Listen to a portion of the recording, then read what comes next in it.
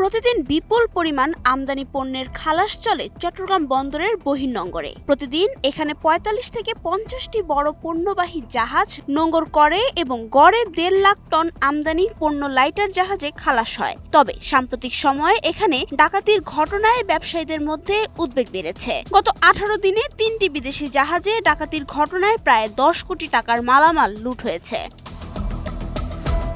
বন্দর সূত্র জানায় ২৯ জুন, ৩০ জুন এবং ১৬ জুলাই ৩টি জাহাজে হামলা চালিয়ে spare parts, mooring rope, battery ও অন্যান্য মূল্যবান সরঞ্জাম লুট করা হয়। এর মধ্যে কিছু মালামাল পুলিশ ও কোস্টগার্ড উদ্ধার করলেও অধিকাংশই এখনো উদ্ধার হয়নি।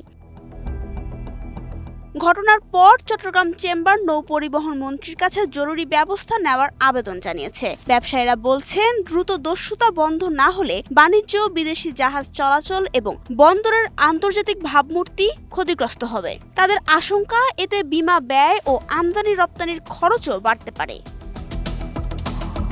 চট্টগ্রাম বন্দর কর্তৃপক্ষের সচিব সৈয়দ রেফায়েত হামিম বলেন, বহির্নোঙরে জাহাজগুলোতে সম্প্রতি চুরির ঘটনা ঘটেছে। চুরি ঠেকাতে বন্দর কর্তৃপক্ষ কার্যকর পদক্ষেপ নিয়েছে। বন্দরের মূল চ্যানেল ও বহির্নোঙরে সার্বিক নিরাপত্তা ব্যবস্থা আরও শক্তিশালী এবং কার্যকর করা হবে।